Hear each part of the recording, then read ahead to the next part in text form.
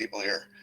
All right, so let's go ahead and get started, I guess. It's 7:03. We can get started. So I'm Patrick Jones, Dr. Patrick Jones from the Homegrown Herbalist School of Botanical Medicine. We're very excited to have you here tonight. This is our very first YouTube live webinar thingy. And so we're excited to be able to do this, and hopefully it'll work good for you. This will be recorded, so you'll be able to watch it afterwards if you like, and watch it as often as you want. And if you have questions, if you're watching this and it's not live, and you have questions, just put them in the comments, and I'll get to those at some point and answer those questions too. So it'll be almost like it was live. So we're going to be talking about herbal first aid. And by the way, on that YouTube thing, go ahead right underneath there. There's a little button to subscribe and to like and to share. And if you do all those things, that helps us do what we're trying to do. That gets the word out and helps us help people learn more about herbs. And that's kind of what our mission is. So let's go ahead and get started. We're going to talk about herbal first aid. Now, I'm a veterinarian, practicing veterinarian here in Idaho. And I have also a naturopathy practice, and we raised 15 kids, and so I have some experience with herbal first aid, a lot of these things are things I do all the time in my practice, and so this is kind of real world stuff. That's sort of what we emphasize in the Homegrown Herbalist School, is real world in the trenches veterinary medicine. This isn't theoretical stuff. This is what we're doing all day, every day. So let's get going. I also wanted to mention before we start a couple of things. First of all, a lot of the herbs in this presentation, a lot of herbs in general, are not safe for a pregnant lady. So if you got somebody living in your belly, don't take these herbs without researching those herbs specifically and making sure that they're okay. All right. And certainly talk to your doctor about that, or somebody that knows what's going on. Also want to warn you that there are some graphic wound images in this presentation. So if you're a sensitive soul, you might want to watch this with your eyes closed. Okay. And I don't know when those come up, but they'll be coming up. All right. So first of all, in a first aid situation, you got to take care of the ABCs. All right. And the ABCs are airway, bleeding, and cardiovascular stuff. Okay, heart function, basically. So before you do anything else, you make sure that person's got, if they're unconscious or not, I guess, you make sure they have an airway that's open. And if they don't, you better get your finger in there and find out why, right? Second is bleeding. You got to get that under control, and then make sure that their heart's beating. If it's not, you start CPR and mouth-to-mouth resuscitation, and there's all kinds of places you can learn those things. We're not going to talk about that tonight. But that's the priority, okay? Airway, bleeding, and cardiovascular. You also have to deal with shock. If it's a serious wound, or, if there's any significant blood loss, or if there's any significant trauma, then you may have some shock issues. And that can be, like I say, it can be from blood loss. It can just be from the emotional intensity of the experience. And of course, the old remedies of elevating the feet, unless they have a head wound, and then you want to elevate the head, are also things you can learn elsewhere, unless you were a Boy Scout and learned them already.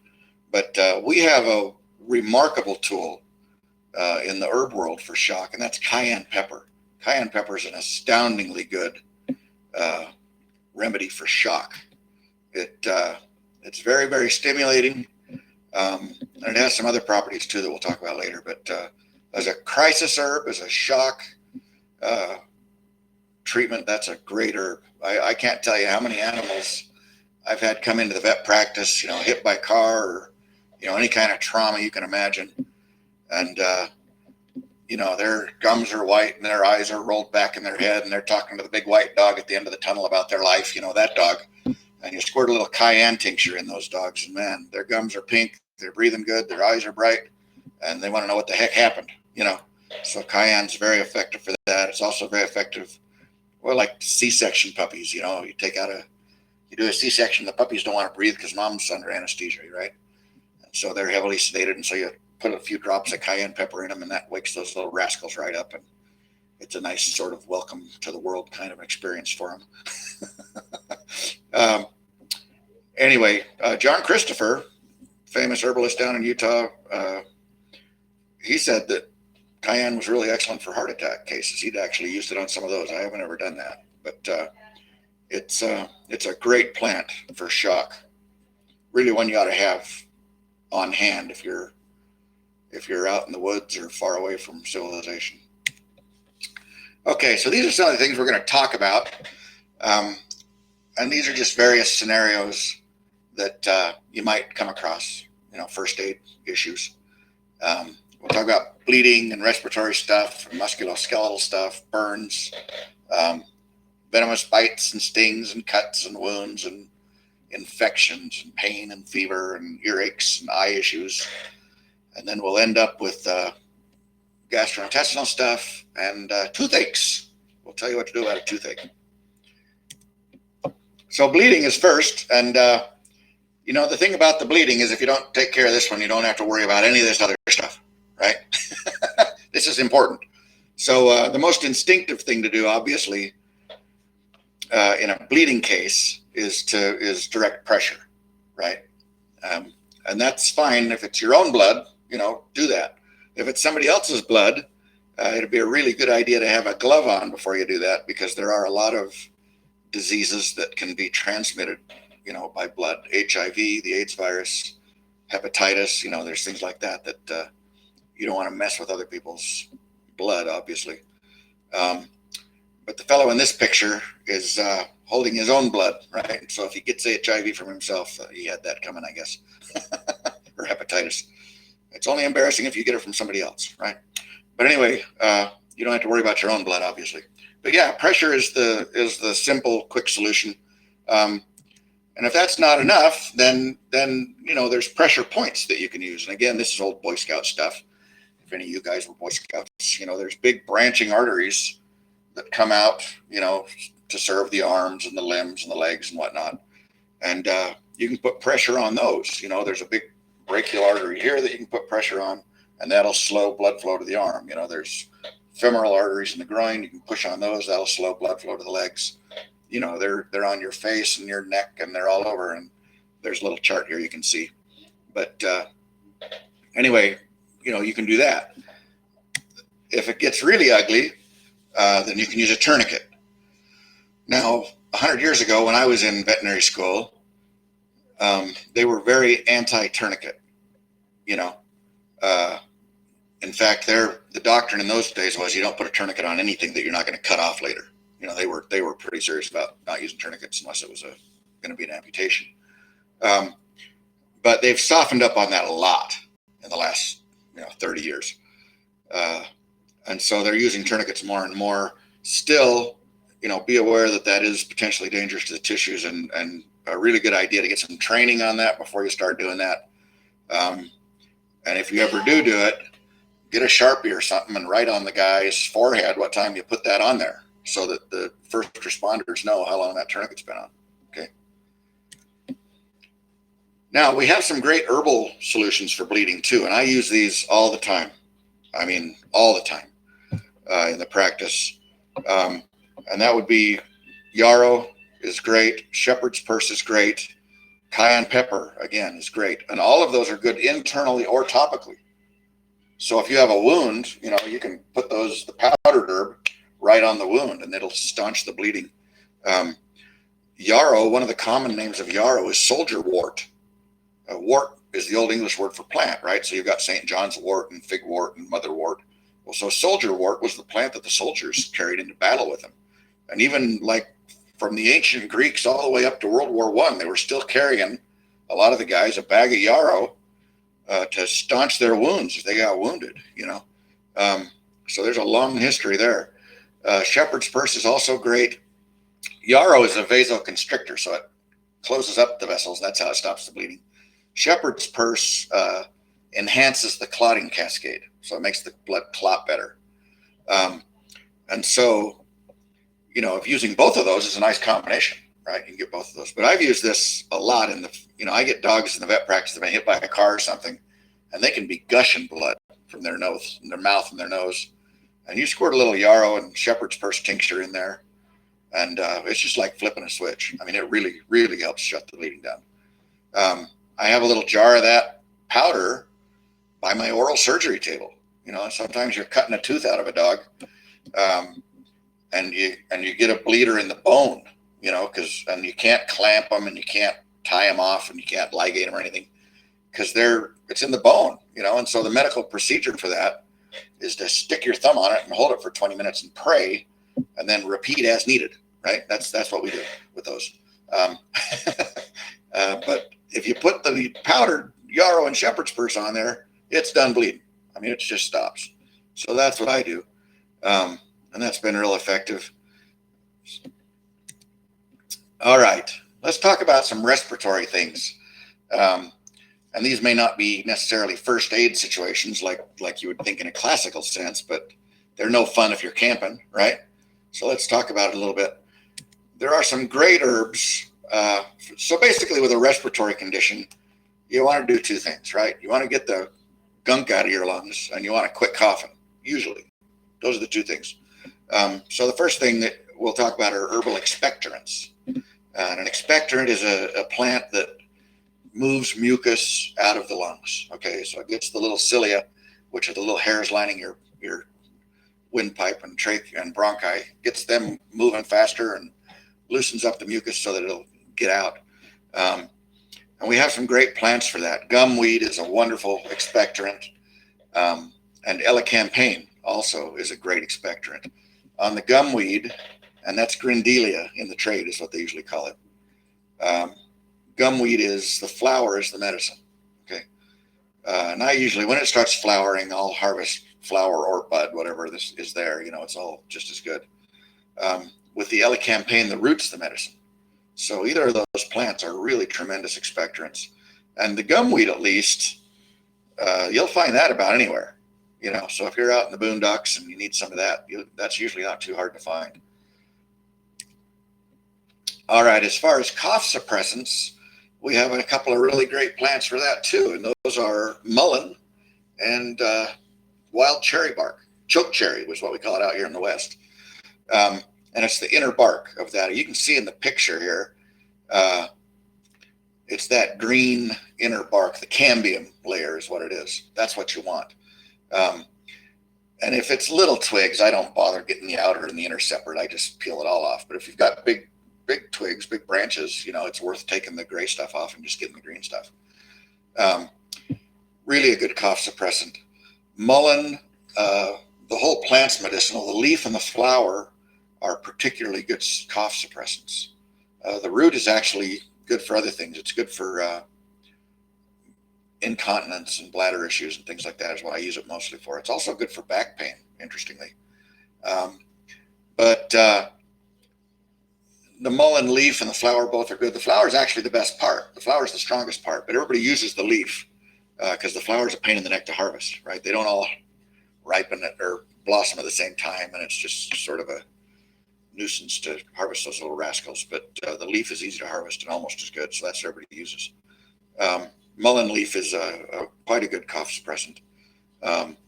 And the way it works, it actually sort of sedates the bronchi. It actually sedates and calms the nerves that are making you cough. And so that works good. And it's an expectorant, so it's breaking up some mucus too a little bit. It's actually a pretty good wormer for the same reason. I think it's knocking the worms out, right? And it's breaking up the mucus in your gut. So you knock the little guys out and you break up the mucus and out they go. And when they wake up, they're someplace else, which is good if you got worms. All right. Asthma is also can be an emergency, a first aid crisis kind of thing. And we have some great herbs for that. Mullein is also very good for asthma. Again, it's relaxing, right? Because asthma is basically a muscle spasm. Your bronchial muscles are having a fit and contracting and closing up your airways. And then you get irritation and inflammation and hypersecretion of goobers, right? And so mullein is a good choice because it has the mild expectorant and it is calming and relaxing to those muscles. Gumweed is also fabulous, really good expectorant, like we said, but it's also a really good antispasmodic. Okay, so it's a really good muscle relaxant. And lobelia too. Lobelia is also very good. Same thing, antispasmodic. Okay, and it's got some expectorant properties too. So any or all of those would be great choices. And these plants are pretty common, at least in the western United States. The mullein and the grindelia are very common. We see not the wild lobelia here. Down further south of us, they get the red lobelia, the lobelia cardinalis. And you can use that too. On the lobelia, the whole upper plant's the medicine. On the mullein, the leaf is the medicine, or the flower. And of course, we said on the gumweed, the flower is the medicine. So great asthma remedies. And I would use the tincture for that, right? People ask a lot, how do you take the herbs, right? And it doesn't matter at all, honestly. You can make a tincture, you can eat the live plant, you can make a tea, you can, dry them and powder them and put them on your peanut butter sandwiches. It doesn't matter how you get the herbs into your body. Once you get them in there, they'll do their thing. And so, but for asthma and for shock with cayenne and for yarrow for bleeding, you're going to want a tincture, right? Well, why? Well, because it's fast. It acts very fast. That's the quickest acting herbal remedy is a tincture, because the alcohol penetrates right into your tissues, right into your circulation, and it carries those herbs right with it. And so, for emergencies, tinctures are the way to go. It's no fun to brew up a cup of lobelia tea when you're having an asthma attack, right? You want something right now. And so the other advantage of tinctures is that, like I say, they absorb so quickly and the dose is so small. I mean, it might be, 30 drops, half a teaspoon maybe. I mean, you can put that in somebody's mouth when they're not even conscious, and they won't, it won't even go, there's no choking hazard because it's going to all absorb before it ever gets that far back. You know what I mean? So that's a good tip. All right, let's talk a little bit about some musculoskeletal issues. Okay, so bones and joints and muscles. First of all, sprains and bruises, and this is a common thing that's going to happen. You'll be out hiking around and twist your ankle or something. And a really great solution for that is arnica. Arnica is a pretty little yellow flower, very, very easy to grow, not particularly difficult to find in the wild in a lot of parts of the country. And there's a couple of different species, and it doesn't matter very much which one you use for these applications. One thing to know, though, is that you only want to use this externally, only topically, okay? Because arnica is deadly poison. You don't want to take that internally. It will blister everything it touches in your mucous membrane, in your guts, and that's not going to have blistered guts. And if you take enough of it, it'll make your vagus nerve mad and kill you, which is also bad when you have a sprained ankle and you die from the remedy. So what you want to do is you want to put that on topically as a liniment, okay? So what's a liniment? Well, a liniment is just a tincture that you made with the cheap stuff, right? So instead of using vodka, which is, $15 for a big bottle of it, we're going to use rubbing alcohol, which is $1.50, okay? You could use vodka and that would work just fine. But you might as well use the cheap stuff if you're going to use it topically, right? It's just a carrier. So that's what you would do is you just fill a jar with the arnica flowers, cover it up with rubbing alcohol, and let it sit for a couple of weeks, and you've got a nice liniment you can use on sprains and things. Also very good for bruises. So that's good to have around. We had a lady on an herb walk here. I can't remember, I think it was last summer, and she had a really, really sore foot. She was an elderly lady, and she had some, bad conformation things just that she'd had all her life, and it was hard for her to walk at all anyway on some days, and she just happened to be having a bad day on our plant walk day, and I just went into the office and got a bottle of arnica and sprayed her feet with it, and she went on the herb walk. It straightened her right out. So really helps with inflammation and pain of the joints topically. Now, let me just say one thing. Somebody will always say, well, I take arnica all the time. I get a homeopathic arnica and it's fine, right? And that's true. But you have to understand what homeopathy is. Homeopathy is not herbalism, okay? Homeopathy is when you take a little pinch of something. So you take a little pinch of an arnica flower and you put it in a gallon of water and you shake it, and then you take a drop of that, throw the rest of it away, put that drop in another gallon of water and shake it, and then you take a drop of that, throw everything away, put that in a gallon of water and shake it, and you do that 6 or 8 or 10 times, and by the time you get to the end of the process, there's no arnica at all in there. Okay, so that's why you don't get dead from drinking it. That's a whole different process. So homeopathic arnica doesn't, I mean, they make homeopathics out of all kinds of toxic stuff, okay, because it's just an infinitesimally small idea of the remedy. You know, Hahnemann called it the spirit of the remedy. But anyway, that's another lecture. All right, let's talk about broken bones. Those are no fun, right? We have some herbs that are fabulous for healing broken bones. And there's actually quite a lot of them. They're called vulneraries. That's the funky herbalist word for a plant that accelerates healing. Okay, these are cell proliferants. So they're accelerating healing. They're making cells divide faster, right? And so that's from a chemical called allantoin. And that's what most of those plants have in them. And allantoin is very penetrating, and it can go, right through the tissue. So you can take a comfrey poultice and put it on a broken bone, and it doesn't even have to contact the bone directly. That allantoin will soak right in. Okay. All right. Another cousin of, and so the big rock star here is comfrey. Okay, that's the plant with the most allantoin in it. The root particularly, but the leaf also is great. The root's a little stronger. There is some controversy about taking comfrey internally. They've done some studies that indicated that that might not be safe. The best study they had was a study where they took 6-week-old rats and fed them comfrey extract as 40% of their diet. And some of those rats got liver lesions. So I don't ever, I mean, you got to make your own decisions and pray about it and figure out for yourself what you're going to do. Personally, I never use comfrey internally on 6-week-old rats as 40% of their diet. That's not safe. We got science on that.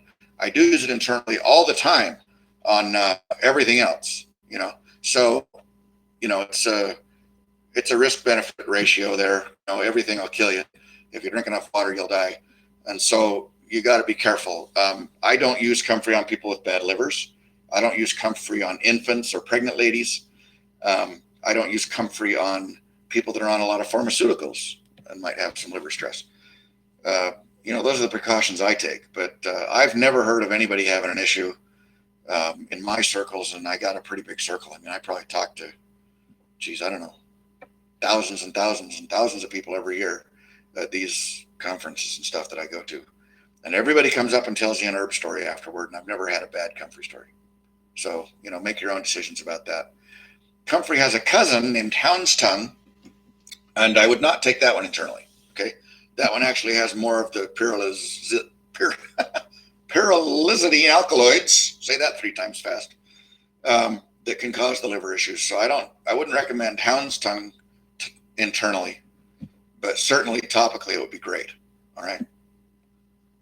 But there's other plants that have that property too. Calendula does that. Gumweed does that. There's a lot of plants that have some allantoin in them. All right, let's talk about burns for a second.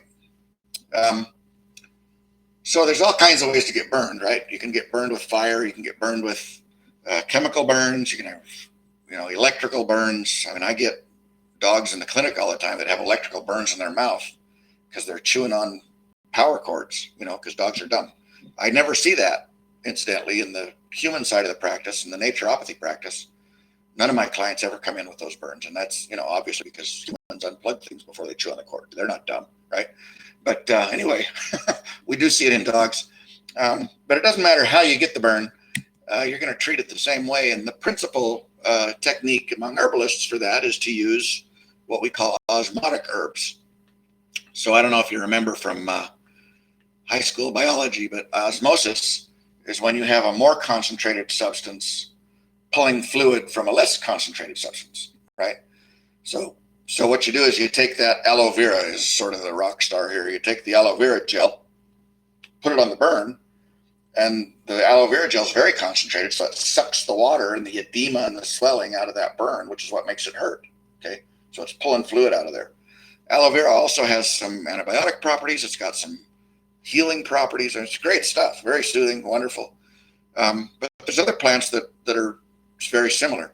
Hens and chicks, right, is great. And the nice thing about hens and chicks is it'll overwinter. You know, semper vivum is the genus, always alive, semper vivum. So, I mean, if you burn yourself on Christmas Day, you can go out and dig in the snowbank and find your hens and chicks, and they'll still be there. You know, they don't care. And you can use those for burns. Another really common plant is purslane, which is growing in every sidewalk crack in the state of Idaho. I don't know how it is where you live, but it's everywhere out here. And that's a little succulent plant.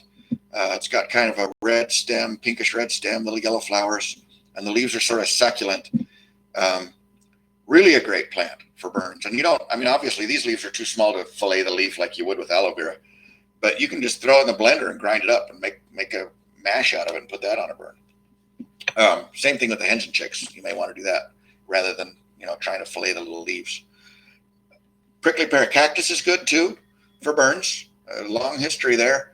And again, you just fillet the leaf, just cut it and slap it on the burn, and that works. You do want to be careful. Make sure you put the right side down, right, with the cactus, because you'll know right away if you do it wrong. But one side feels better than the other, and it's pretty easy to tell which one's which. But again, a great burn herb, prickly pear cactus. Also a good herb for diabetes. It's a good for blood sugars. The Central Americans and Mexicans and Southwestern American Indians have been using that for a long time. Okay, let's talk a little bit about stings. So stings can be from bees, right, or mosquitoes. They don't sting you, but they bite you and it makes you itchy, right?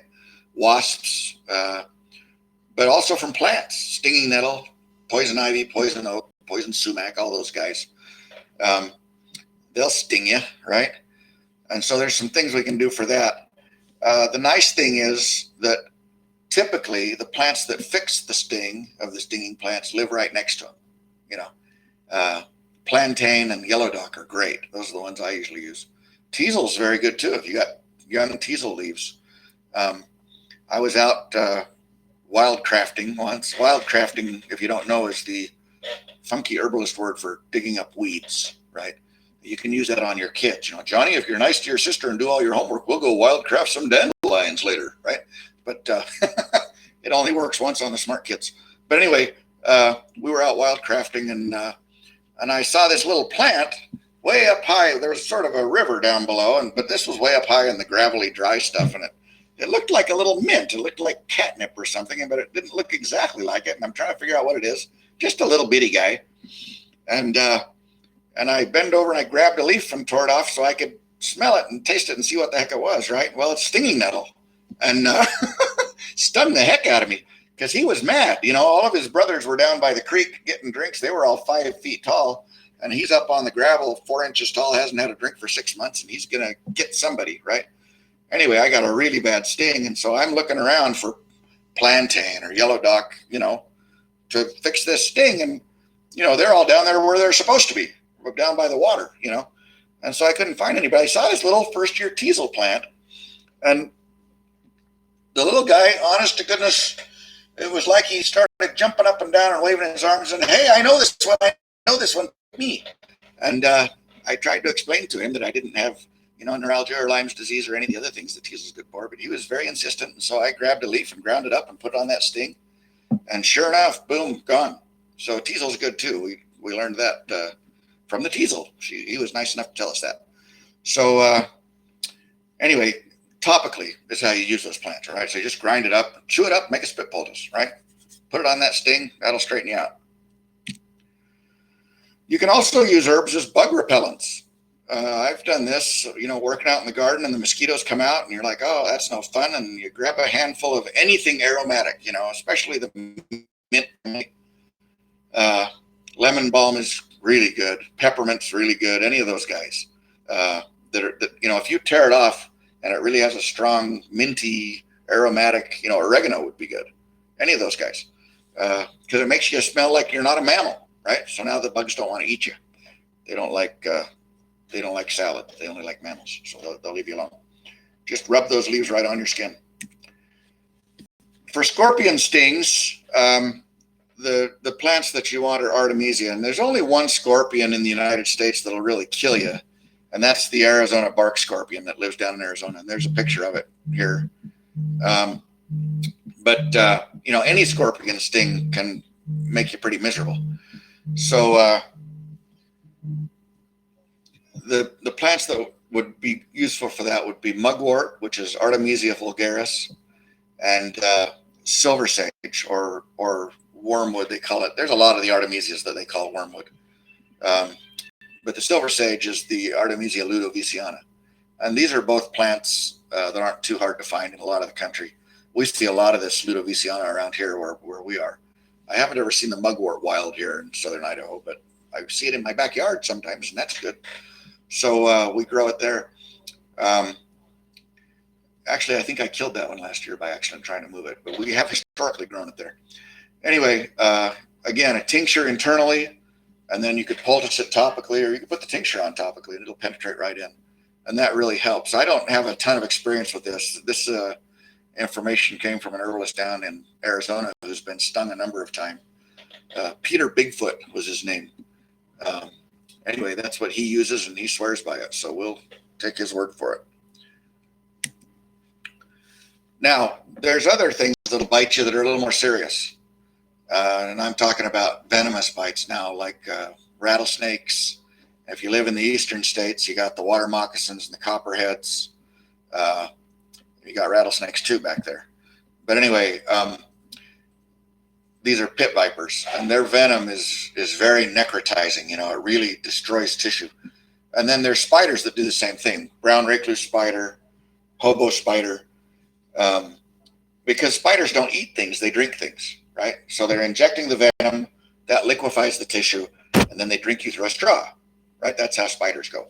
And so the rattlesnakes are doing the same thing. They're pre-digesting that mouse so that, they don't have this big lump in their belly for very long. That's no fun if you're a snake.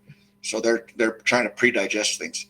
And, that's great for spiders and snakes, but it's really bad for people. You might want to cover your eyes. If you got little kids, cover their eyes. I think there's a scary picture coming. Oh, there it is.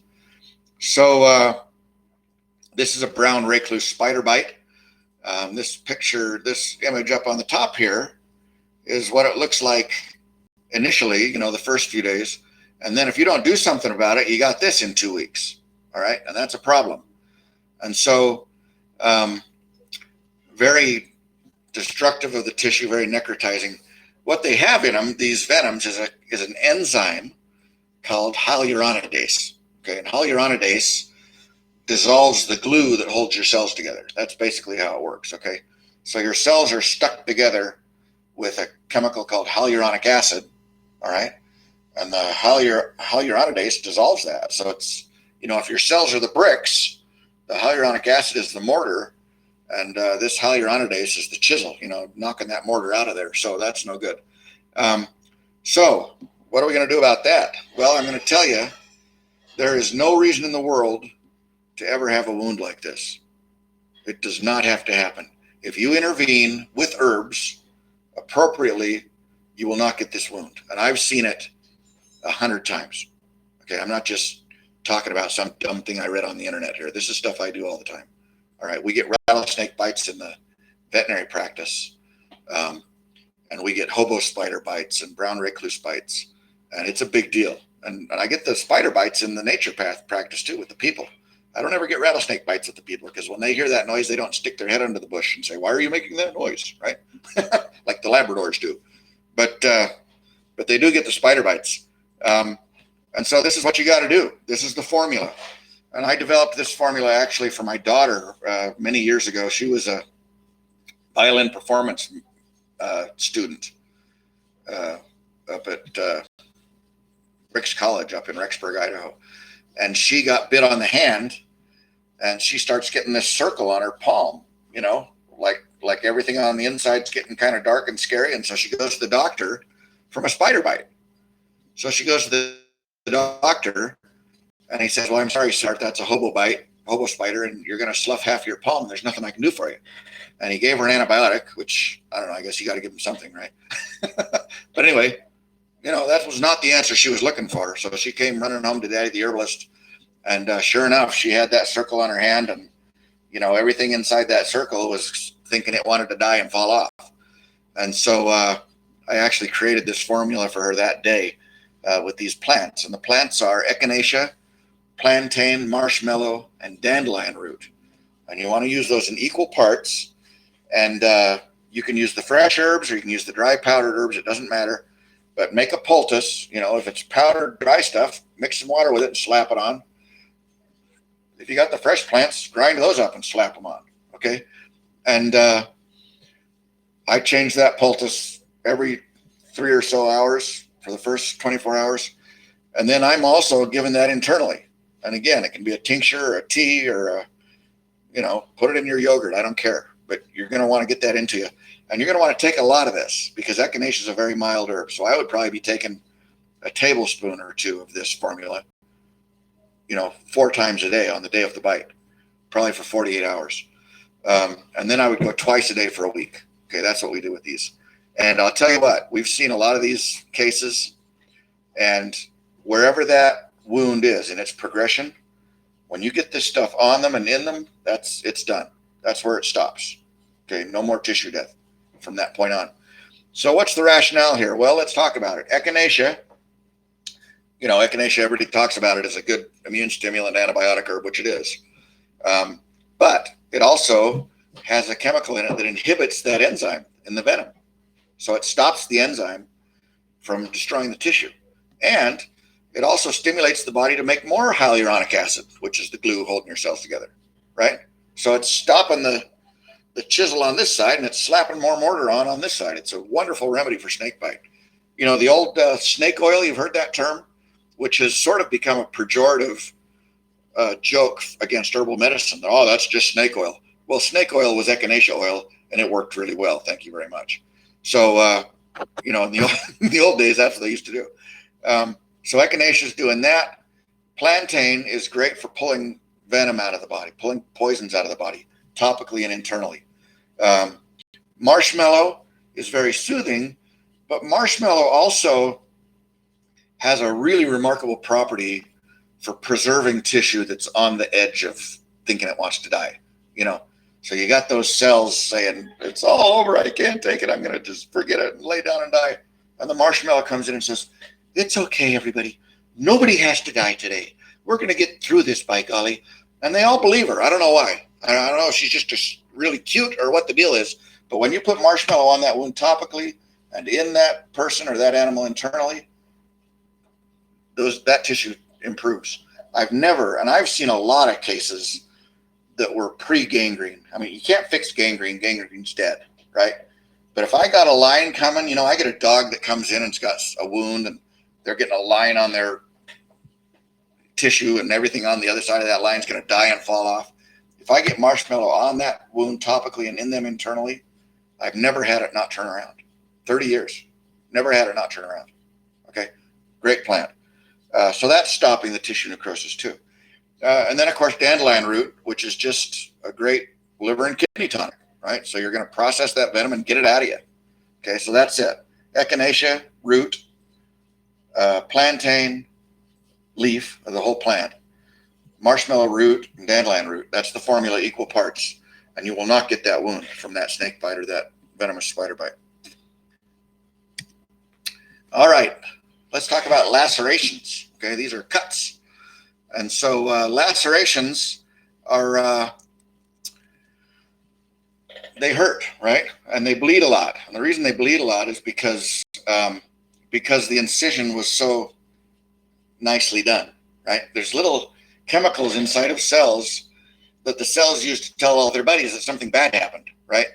And so when you skin your knee, it doesn't bleed very much because everybody's screaming, right? All the cells are damaged and mad.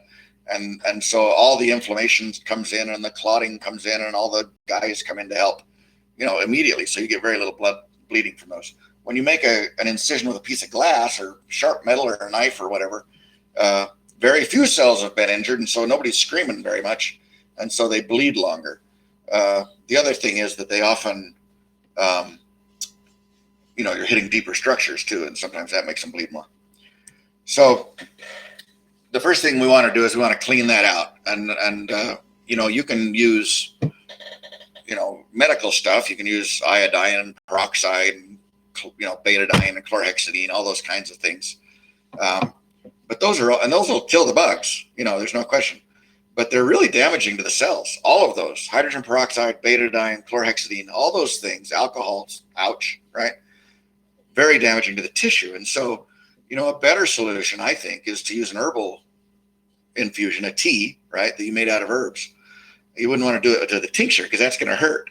Alcohol is no fun in a wound. But a tea is nice. And then you can just flush the wound out with that. And there's a lot of plants that are very useful for that. Calendula is probably my favorite because it's antibiotic, it's anti-inflammatory, it's healing. I mean, it does everything.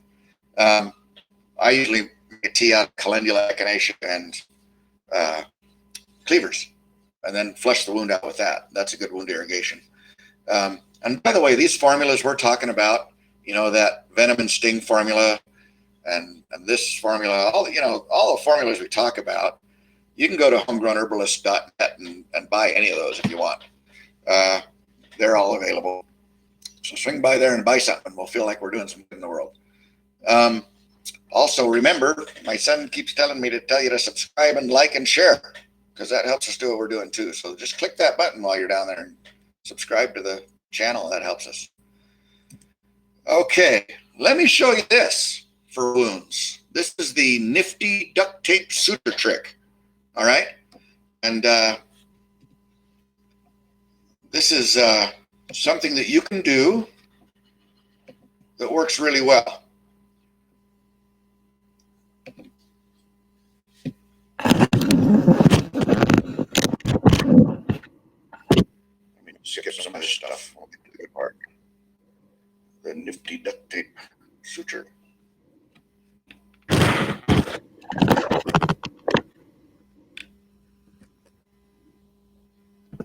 All right, so what we got here is we've got a lacerated grapefruit, right? Let's see if I can get my sound to work. So you need a wounded grapefruit to practice this. You need a couple of sticks. And then, and it doesn't matter if it's sticks. It can be string. It can be, any little twigs you got.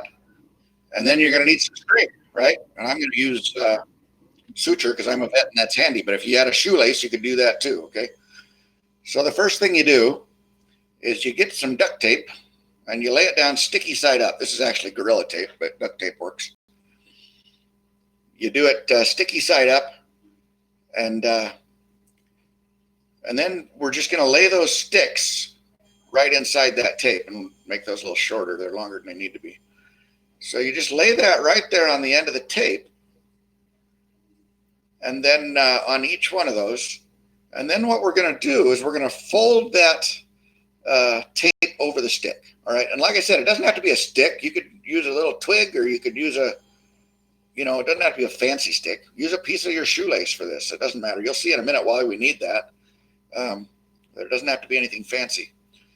So then we get our lacerated grapefruit back, and what we're going to do is we're going to just tape those onto the wound, okay, onto the skin. All right, just slap that duct tape right onto the skin, tight and sticky there. And we're going to put one on each side of that wound, okay?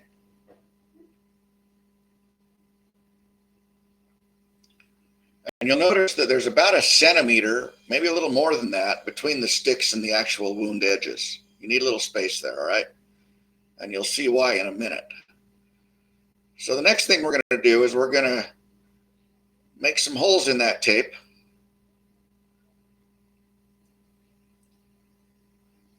And people don't mind you doing this if you're careful, right? Actually, probably a really good idea to make the holes in the tape before you put the tape on the guy's arm. But anyway, we're putting the holes in the tape, And then we're just going to lace that up like a shoe. All right. So we're going to put some strength to that. And like I said, you could use a shoelace. Or fishing line would be the best thing in the world. If you got some heavy fishing line or even some light fishing line, that would be the best thing to use, because that won't absorb any liquid or trap any bugs or anything, right? So fishing line would be great. And wouldn't it be clever to have a little duct tape and some fishing line in your glove compartment of your car, so that when somebody whacks their leg open, you can fix it? All right. So we're just going to lace this up like an old shoe or a football. And I'm just going to skip ahead a little bit because the lacing is pretty boring, right? Skip ahead a little bit. All right, so we're just lacing this up.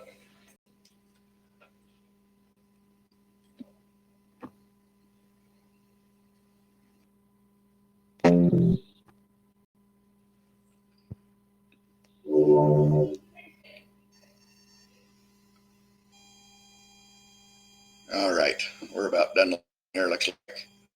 And what we're going to do is we're just going to pull that together. Okay, so watch this.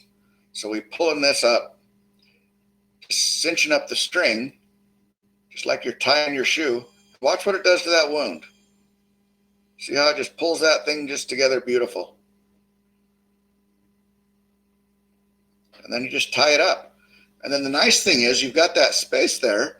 And if you wanted to put a poultice on that or a wound spray or whatever to heal that up faster and kill the bugs, then you can do that too, right? So there you go. That's how you do it. So you could put, you could put any kind of herbal medicines on this that you want, and have that just handy and easy. I'll tell you what, we had a gal come to one of our workshops, and we taught them this technique. And about a week later, she had a daughter that had a tracheostomy tube, right? A hole in her throat. She couldn't breathe, and I mean she's chronically ill, this young lady, and had, she's got this tube in her throat all the time. And anyway, they put in a new tracheostomy tube, and about 3 days after the surgery, she had this big coughing fit and tore the whole thing open, wide open. And it got all inflamed and mad. And the surgeon said, we are not going to be able to fix that. We're going to have to wait a couple of weeks for that tissue to calm down, because if I sew it up like this, it'll just tear through, and we just got nothing for you. I can't help you for a couple of weeks. We're going to have to manage this wound for a couple of weeks. Well, that gal went home and did this duct tape thing on that neck and pulled it all together and made a spray, a wound spray. And we'll show you how to do that in a minute. And sprayed that several times a day, and it healed up just lickety split. I mean, in 6 days it was closed up, and she took her back to the ENT, and he was over the moon happy about it. He says, whatever you're doing, keep doing it. That is beautiful. I didn't dream that this would heal. So that was really great for her. Saved her another surgery and a lot of misery, and made the doctor very happy. Doctors are funny. Sometimes they're very happy, and sometimes they're very mad when we do this. And I never predict. But anyway, that doctor was very happy, so that was good. So now let me show you the nifty plantain bandage trick. This is another handy little trick you can do if you got an owie. So we'll just skip all the intro nonsense. So this is a great way to make a bandage out of plantain. Okay, and I'm not talking about plantain the weed, Plantago major, not the banana, right? Would not work with the banana. So this is some plantain growing in our beds back behind the shop here. And what you're going to need is a leaf, and you're going to need one of those seed stalks. All right, so there I got my leaf, and then we're going to yank out a seed stalk. There we go. All right, and so then you also need a kid with a wound. It's my son Bellegarde, and you don't need to have Bellegarde. Somebody like Bellegarde would be good, right? Okay, so he's somebody with a finger. All right, so we're going to put that finger out, and then you can take whatever poultice or medicine or whatever you want to put on that wound. You can chew up some plantain and put it on there. or some calendula or some gumweed or any. There's all kinds of good antibiotic herbs. Put some yarrow on there that'll kill bugs, and we're going to put that on. You notice those long veins in the back of the leaf. You want the veins on the outside because we're actually going to use those to tie that bandage on. So if you watch here, I'm just kind of peeling those big veins off of the leaf, and then I'm tying that around his finger with those little veins, right? So there you go. That's how you do it. And if the little veins don't seem strong enough, then you can use the seed stock that you got, right? You grabbed one of those too. So just tie a knot in that rascal and put it on. That'll keep it on, right? Oops, well, sort of keep it on. There you go. Now it's on. Anyway, that's the nifty plantain bandage trick. And that works good. So let's go back to this here. There are some moves, like we said, that accelerate healing. Comfrey is great. Gumweed is great. Calendula is great. Plantain's pretty good. Plantain's a little weaker than the others.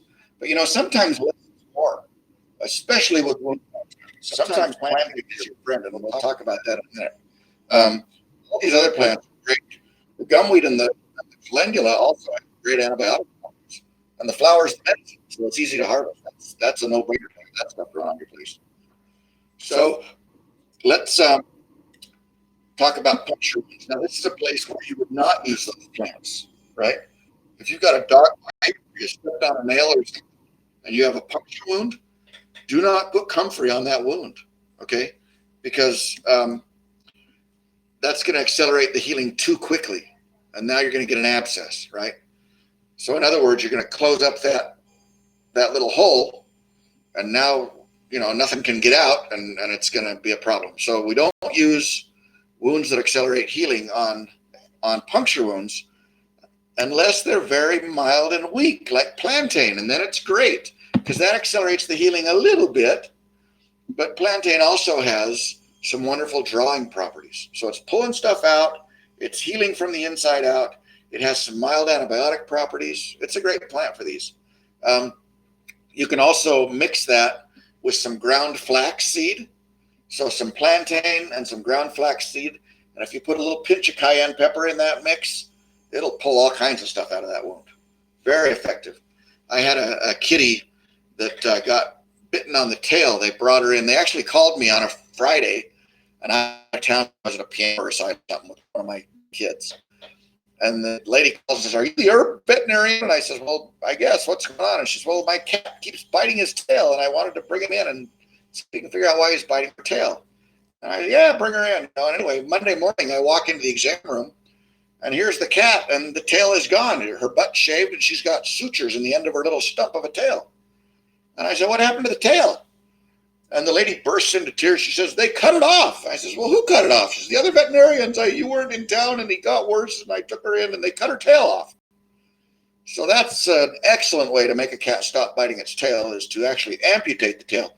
We find in modern medicine that if drugs don't work, we start taking appendages and organs out, right? Because you obviously have too many appendages and organs, and that's the problem.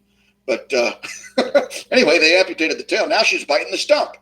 So they, didn't solve the problem. So now this poor little cat's tail is about this big around, full of pus, super infected, and puncture wounds, right? So I got this very mixture here. I got some plantain and some ground flax and a pinch of cayenne. I think I may have thrown some echinacea in there or something too for bugs. But anyway, kind of made a paste of that stuff with the dry powdered herbs, added some water, made a paste, wrapped it up around her tail with some vet wrap, and put a lampshade on her head so she couldn't tear it off. That really made her mad. And then the next morning I came back and I pulled that bandage off, and it was just full of pus, and her little tail was just good as new. So it had sucked all that stuff out of her tail. And then I says to her, "Kitty, why are you biting your tail?" And I put on a glove and I checked her little anal glands, and they were full, and I expressed them, and she never bit her tail again. So for $10, the other guy could have checked her little anal glands and solved her problem. But but then he would not have been able to make his BMW payment. So I guess there's that. Anyway, don't put comfrey on a puncture wound. Use plantain and flax instead, and a little pinch of cayenne. All right, we have some great herbs for infection, because these wounds are going to get infected, and you're going to want to use this topically or internally, or both, probably, right? So this is the kind of thing you could do on that duct tape wound thing, right? Pull it together and then put these on it. Calendula is really good. Echinacea is really good. Yarrow and gumweed. Are you getting deja vu yet? Have you noticed that we're talking about the same plants over and over and over? Yeah, we are. Go plant those in your yard, all right? They're important. If you don't have calendula and gumweed and yarrow growing in your yard by now, you have not been listening to the lecture long enough. All right. So let's talk about pain. There's also some great herbs for pain, and this is a whole nother thing. We could talk for 2 hours about pain, but we're not going to do that tonight. But there's lots of ways to manage pain. You know, some things decrease inflammation. Some things sedate the nerves. Some things are mechanically soothing, you know. Here's some herbs that are very good for pain. Valerian, skullcap, and chamomile are all really good for pain, internally or topically. And all of those are nervines that calm the nerves. They're sort of numbing things, right? There's also herbs that work more like aspirin works, you know, willow bark. And when I say willow, that includes birch, aspen, poplar, all those guys that are cousins, right? They have salicylic acid in them, which is aspirin, basically. Meadowsweet, or spirea, is what they call it in the trade. The word aspirin means aspirea, out of spirea. That's where aspirin came from. So the leaf on that plant's the medicine. Actually, anything light, the whole upper plant, anything bendy, twigs is fine too. With the willow bark, it's the bark, the green young bark. Clematis works really well for pain sometimes. The wild clematis, the cultivars you have in your garden usually aren't any good. All right, we're almost done. Let's talk about earaches, right? Now, we had 15 kids in this house, and that's a lot of ears. Like, that's well over 20 years, isn't it? 15, and that's a lot of ears. Anyway, they get earaches. And so what we would do is we would squirt a little onion juice in there. This is what I did every time. You take an onion, you grind it up, you strain it through a cloth so you just have the juice. You put the little goober on the couch, you turn on a cartoon, you squirt the onion juice in his ear, and in 10 minutes he doesn't have an earache anymore. All right, we've done that, I don't know how many times, a lot. And the onion juice is the way to go. That's the easiest way, the fastest way. You can use garlic juice too. I like the onion juice better, honestly. It's watery, it's runny, it goes into the ear more easily. It's not as greasy as garlic. Garlic works great. You can use garlic if you want it. The other thing that works really well is mullein flowers. You can make an oil infusion of mullein flowers. So you take a jar and you fill it up with mullein flowers, cover it up with olive oil for 2 weeks, say nice things to it every day, and then strain it. And you've got an infused oil for earaches, right? Of course, by then, your kid's earache is really bad because it's been 2 weeks, right? But that's a bad idea. So I use the onion juice. If you want to do something that involves pretty yellow flowers and takes 2 weeks, do the mullein flower. But otherwise, onion juice or garlic juice is great. That's what we always did. And honestly, it works every time. I never had it not work in all those years. Sometimes you can get eye issues while you're out and about. You get something in your eye, get a little conjunctivitis or something. And there's some good herbs for that too. The ones I like are calendula and chamomile.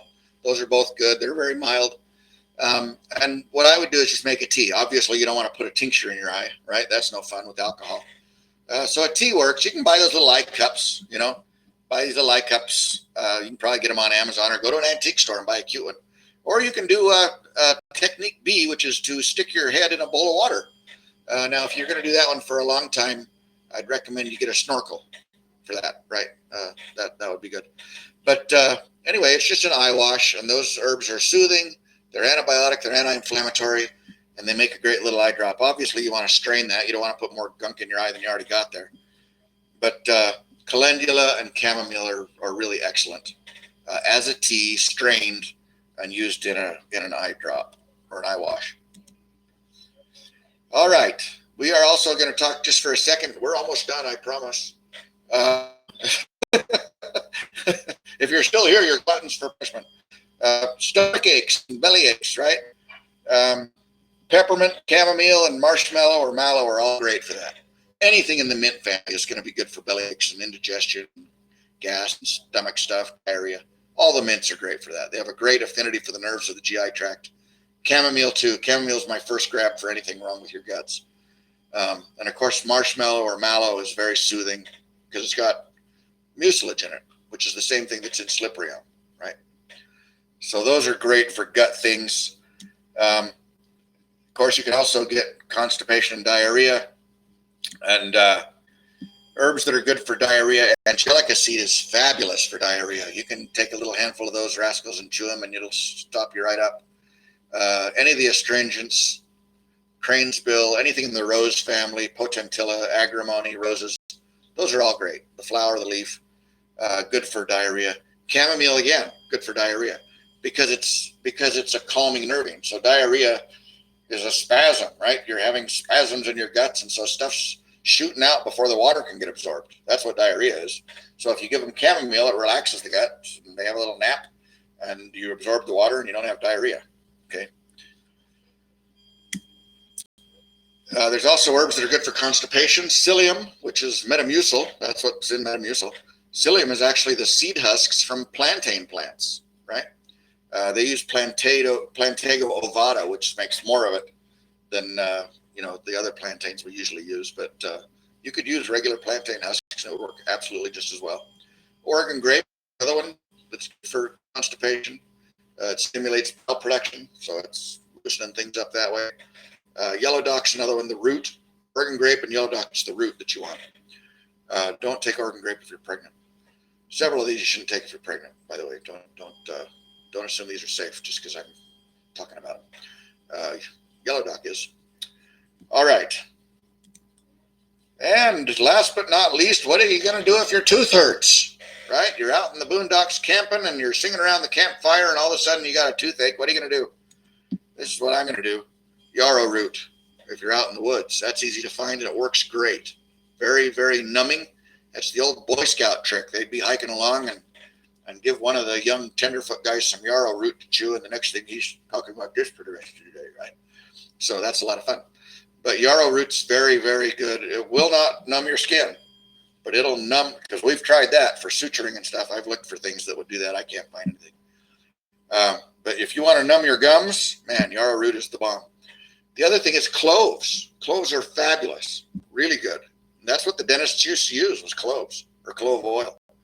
But you can just grind up some cloves, and if you got a sore tooth, poke it up there next to it, and that'll take care of it. My wife had a root canal or something awful years ago. I don't remember what it was. They did something bad to her tooth, and she came home, and she's tough. She's an old Idaho farm girl. She's got a very high pain threshold, and I thought she was going to die from this tooth when the Novocaine wore off. And I called the dentist. He's a buddy of mine. And I says, hey, we got a big problem here. She is really in a lot of pain. And he says, we're a ton of ibuprofen. I don't remember how much he said, but it was like a lot, And I thought, I don't think so. And so I went out and got some clove tincture and just dunked a little cotton ball with it and poked it up there, and it gave immediate relief. And it didn't last forever, but it lasted a half hour or so. And then she'd poke another one in there, and it worked great. Really good. So yarrow root or cloves, these are just the cloves that are in your kitchen spice drawer, right? They're all medicinal. In fact, I just did a big video, a big lesson on kitchen medicine and all the fabulous medicinal properties of your spice drawer. So, all right. So that's the last thing. Thanks for listening. I appreciate it. If you send me an email, I'll send you a PDF of these slides if you'd like that. Just send it to doc@homegrownherbalist.net. and we'll get you squared away. Also, again, if you would, go down to the subscribe button and the like button and the share button and click on those and see what happens. It's fun. Put this on your Facebook page or your something else. I don't know, all that Instagram stuff. I don't know how that works. So what we're going to do, I'm going to just look through these questions quick, and we'll answer some of these. So we got lots of hellos from everywhere, and hello back at you. All right. Let's see what we got here. All right. Let's see. We answered that one already.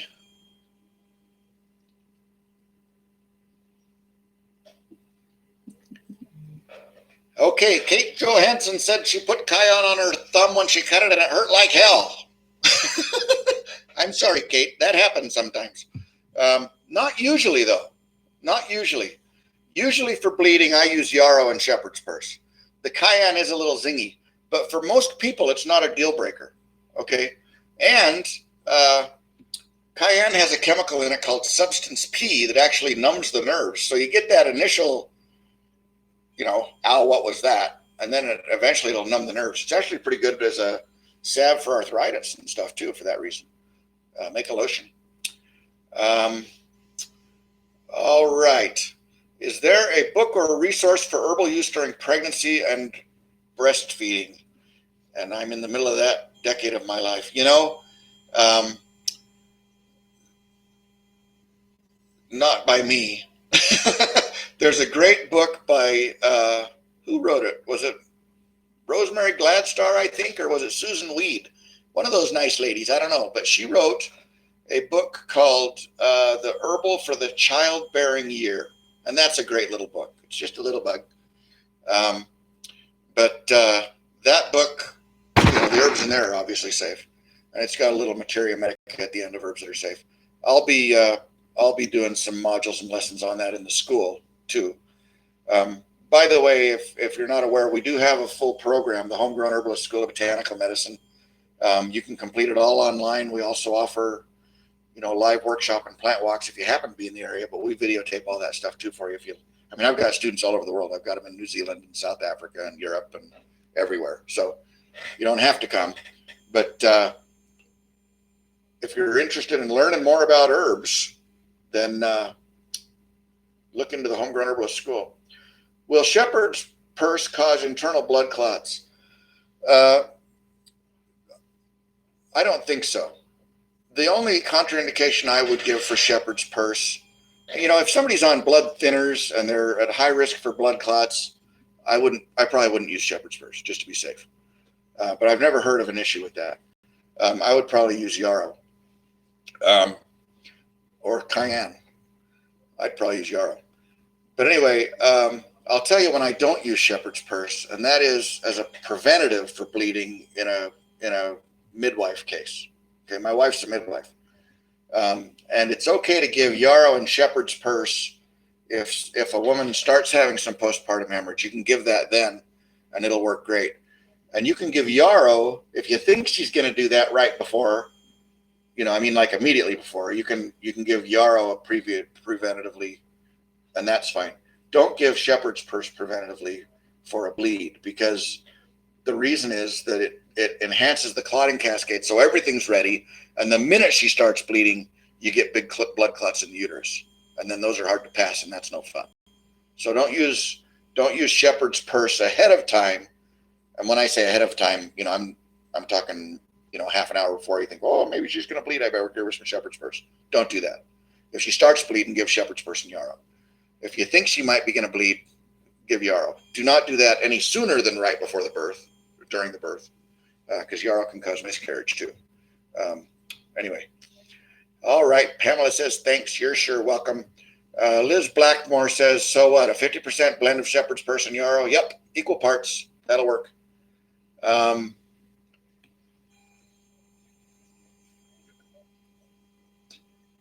Somebody says, I can't imagine how much you need to harvest for your practice. We harvest a lot. We're growing about 100 species of stuff on our place. Can't grow everything. We do a lot. We grow a lot, and we use what we can. We have a whole line of herbs, tinctures, just tinctures, called homegrown tinctures, and they're made only with stuff we grew. So if you want the best of the best, man, that's the way to go. Go to homegrownherbalist.net. Check out those homegrown tinctures. Is it necessary to heat certain herbs before consuming them, such as ginseng, for them to be effective, even if you'd be consuming the whole thing? Absolutely not. No. No, you can eat the raw plant. You can dry it up and powder it. The way I usually take herbs, ginseng included, is I'll take a little spoonful, throw it in a little water down the hatch. I'm too lazy to do all this other stuff, making teas and tinctures and all that. I rarely do that. I usually just go into the herb room, grab a spoonful of whatever powdered herb I want, throw it in a little water down the hatch. That's herbal medicine, okay? So many of the flowers look like yellow daisies. How do you know what kind of plants they are? That's a great question. And that's a long question. I can't answer that here. But, if you look at them and, if you're in the school, we talk a lot about stuff like that. But get a good book or a good person that knows what they're doing, probably a good person, and have them show you specifically. I'll tell you the best way is to order the seeds from somebody reliable and plant them in your garden. And then that that's calendula or that's, chamomile or whatever. And you get familiar with the plant. That's the best way to do it, is to really know the plants because you're growing them yourself. Anne says that arnica actually makes your muscle pain much worse. Would a homeopathic remedy maybe work better for me? It might. Yeah, it might very well. Some people will get a little bit of a rash from the arnica, and if you do that, just cut it in half with water, and that'll work. All right. Somebody says, I never would have thought of hens and chicks for burns. Yeah, Nebuchadnezzar, the old Babylonian emperor, required every city in his empire to grow hens and chicks for burns. He thought that was great stuff. All right. Let's see. Yeah, here's a gal that said she had a hobo spider and got really sick and ended up in the hospital. That is not good. Okay.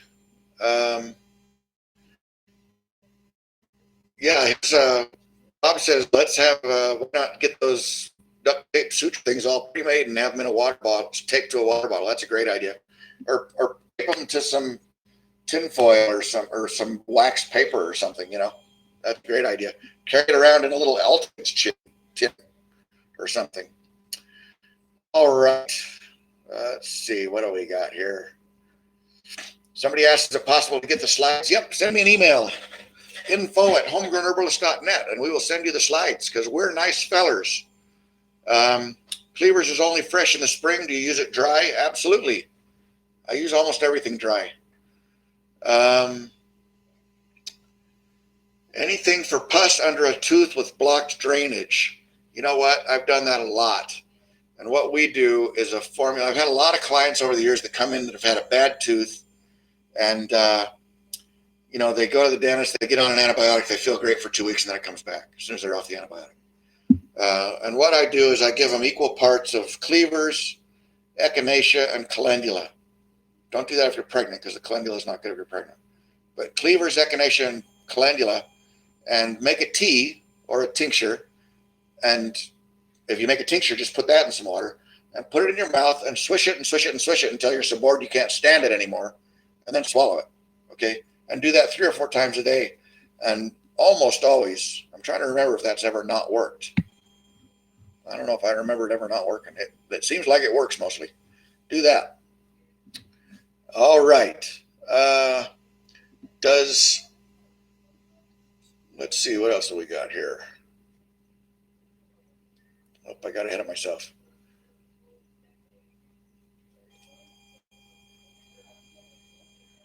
All right, I think here we are. Other than aloe vera, ginger, and turmeric, any other recommendations for healing leaky gut in dogs after the yeast overgrowth is overcome? Yeah, I like plantain for leaky gut cases. Go to the website, go to homegrownherbalist.net. There's a formula called intestine leaky gut. Look at the herbs in that. That's what you're going to want to do. And then if you buy that, we'll send you the protocol for that too. There's things to do besides taking the herbs. But that's a whole nother lecture too. After using onion juice for earaches, do you wash it out with water? No, I just leave it in there. After wildcrafting our herbs, how do we sanitize the ones we apply to open wounds? I never have given a hoot about that. I wash the dirt off them. But other than that, I just don't get very excited about it. Dry them, grind them up, they'll work fine. What do you use to clean out dog ears? So you can make a herbal vinegar the same way you would make a tincture, but use vinegar instead. Or you can make a tea, and that would work too. But calendula is very good for that. 70 or 91% alcohol for the arnica tincture. Doesn't matter at all. Get the cheap stuff. Any rubbing alcohol will work. Do I use bone set for broken bones? I don't. I use comfrey for broken bones. Let's see. How long do tinctures store? A long time, many years. I'm guessing I'll be dead before my tinctures are not good. You know, I think they have a long shelf life. Some plants are less than others, but for the most part, they have a long shelf life. I have what I think is mullein and shepherd's purse growing in my yard. How do I know for sure? Well, Google mullein and shepherd's purse and look at a million pictures. Don't believe all of them, but you'll get the vast majority right. Email me the pictures. I'll look at them and tell them what you got. doc@homegrownherbalist.net.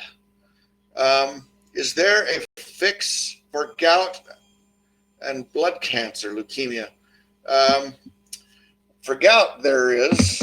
Go to the, gout is basically what you want to do is get them on some good diuretics. And there's some dietary stuff you can do too. That can be a long conversation too. But there's a formula on the website. Look at the urinary tract formulas on homegrownherbalist.net and look at the herbs in that gout formula. And then on the cancer, this is Dorothea. So go look at the cancer module in the school. All right, because that's another long conversation. What would I use on a cat's eye that's been scratched by another cat? Rotten kitties. I would use calendula tea and chamomile tea. That'll make it feel better and kill the bugs, if she'll let you do that. Let's see. Oh, here's a new kid in the school. Good. What amount of onion juice is required for earaches? 1 earful, right? It's not very much. I mean, their little ears are only that big anyway. Just put a few drops in there. That'll work. Lomatium dissecticum root is really great for respiratory stuff, somebody says, and they are absolutely right. Really good. A few people will get what they call the lomatium rash. They'll have a response to lomatium, but not very many, and it's not a big deal. But lomatium is really good for respiratory stuff, influenza, all that stuff. What would I use for clogged sinuses? I would use cayenne pepper. Just stick some of that in your mouth. That'll clean you right out. If you don't believe me, go stick some in your mouth. You'll see. Does the onion juice work for swimmer's ear? You know, I've never tried that. It probably would. I would guess it probably would. Is there anything for tinnitus? Send me an email on that. There are some things. Dr. Christopher used to use garlic juice for tinnitus, and I haven't tried that, but I wouldn't be surprised. It kind of depends on what's causing the tinnitus. You know, there's different things that can cause it. Atlantic City, New Jersey, from Joseph Waters. I used to live in Atlantic City, New Jersey. Well, not Atlantic City, but I lived in Linwood, which is right across the bay. Fun. They just got into the school. Good. What are your thoughts on using wild lettuce tincture for pain? Wild lettuce is a narcotic, so it is good for pain. It's not nearly as safe as some of the others. So you can use it, but I would not overdo it by any means. But it does work. Wild lettuce is also good for warts. You get this latexy white sappy stuff and put it on warts and it'll kill them. Dandelions will do that too. Raw garlic will do that. Onion juice for water behind the eardrum. I don't know. Haven't done that. Let's see. What else? Localized nerve pain such as sciatica in the hip area. So I would try valerian and chamomile on that. You could also try, so I have a formula called Rest Easy on the website, Rest Easy. And it's actually, mostly we sell it to people that are having insomnia problems, but it's also good, really good for pain. And you can use it internally or topically, rub the tincture on. That helps a lot sometimes. If you're having sciatica, and hip trouble like that, I'd get a good naturopath and have him fix that for you. There aren't very many good naturopaths around. Let's see. Where are we at here? Okay, so herbs you can plant at home. Oh, and somebody asked about polycythemia vera. I don't know. I haven't treated that. I don't have any experience with that. Places to buy seeds and herbs. That's a good question. There's a couple of good places. One is called companionplants.com. A really nice guy back in Ohio. I've bought a ton of plants from him. Then there's another one called strictlymedicinalseeds.com. They've got stuff. mountainroseherbs.com has seeds sometimes. Here's a gal says that the lomatium rash is a detox rash that can be mitigated with dandelion root. Sometimes it is. Sometimes it's an allergic thing. So if it's an allergic thing, take Brigham tea. If it's a detox, dandelion root or burdock root would work. All right. How powerful is Ocatilocatus for a lymphatic system? I don't know. I don't ever use that plant. But I'll tell you what's really great for the lymphatic system is cleavers. Really good for a lymphatic drainer. Echinacea is also quite good. There's a couple others. Calendula is pretty good. Go to homegrownherbalist.net and do a search for lymphatic. There's a formula for that. If you want, look at those plants. Let's see what else we got here. All right. Would gumweed work for nasal inflammation in a dog? You know, it's anti-inflammatory and it's an expectorant. It might help a little. I don't know. Try a little cayenne on him, see if that cleans him out. Any prophylactic for injury from vaccinations? I don't know about a prophylactic. I certainly, well, that's a whole nother conversation too. I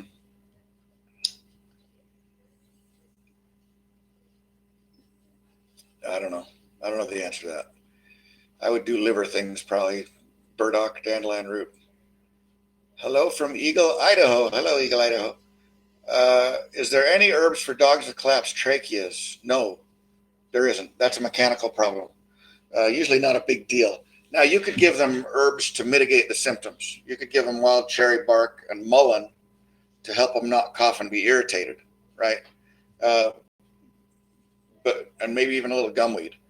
But there's nothing to fix the trachea. The trachea, with a collapsed trachea, it's just collapsed, because it's built wrong. So that's, I would say mullein and wild cherry bark are your best bets. Okay, suggestions for vertigo.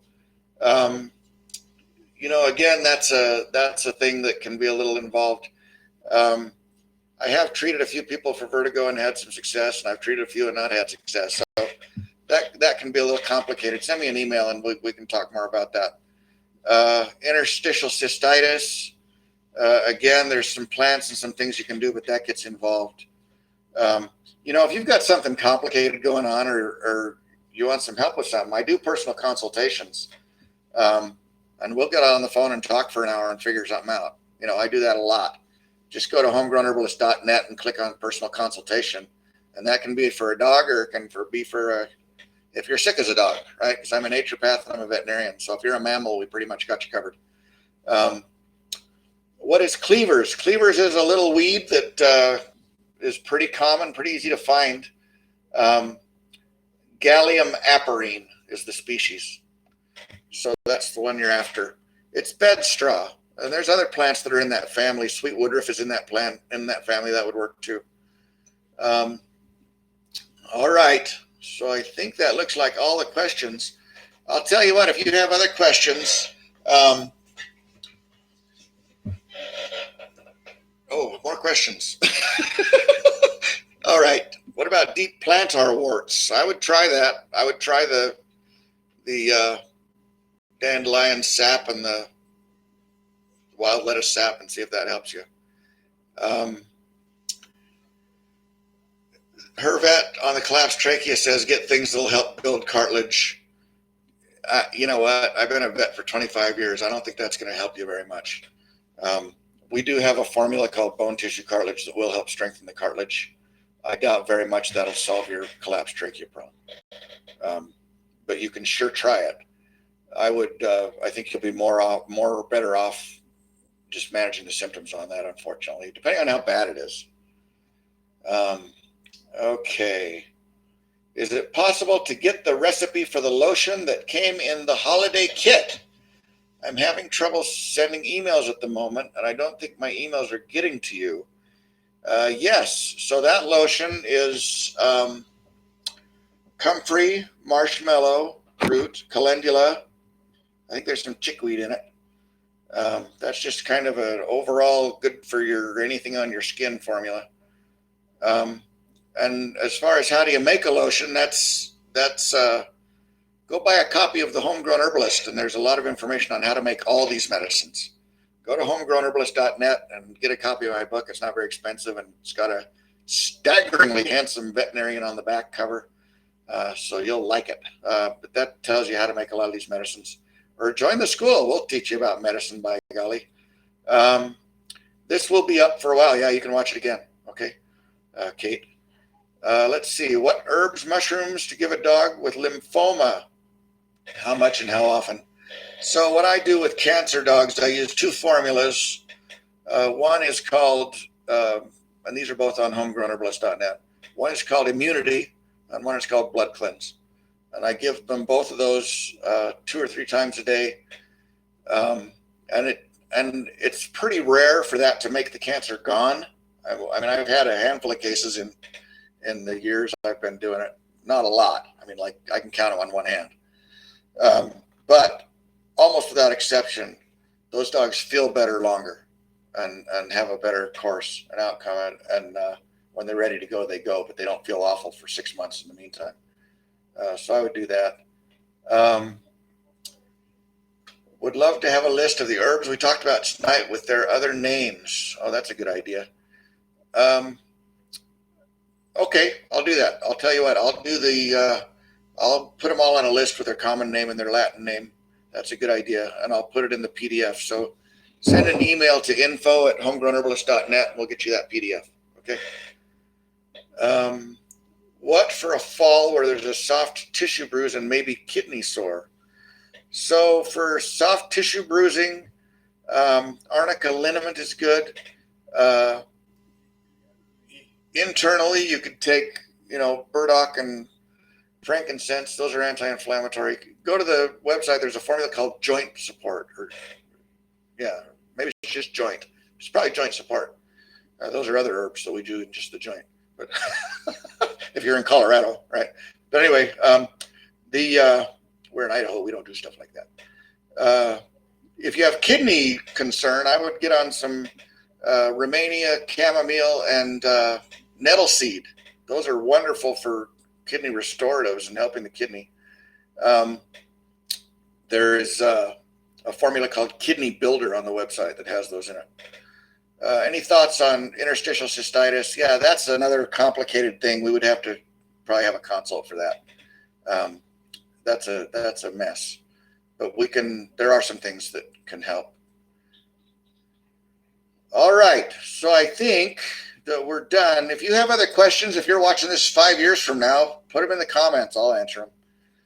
If you have a something you'd like to work with personally, go to homegrownherbalist.net, sign up for a personal consultation, and I'd be delighted to visit with you for educational and entertainment purposes only, of course.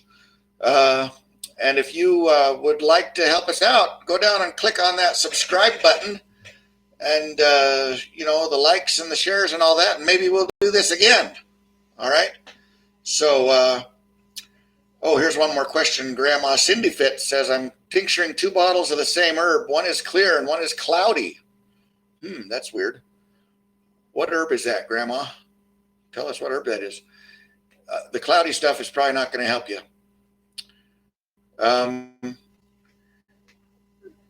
Mullen is helping my dog with CT2 as well as Serenia. Good. That's good. I had a gal with cystic fibrosis who was really being helped by Mullen, really helping her. All right. Well, thanks for coming. If you're here this long, you're troopers. I'll tell you what, we've been at it for a long time. I'm Dr. Patrick Jones. Swing by homegrownherbalist.net. And, by the way, CT is collapsing trachea for the people that didn't catch that. She's using the Mullen like.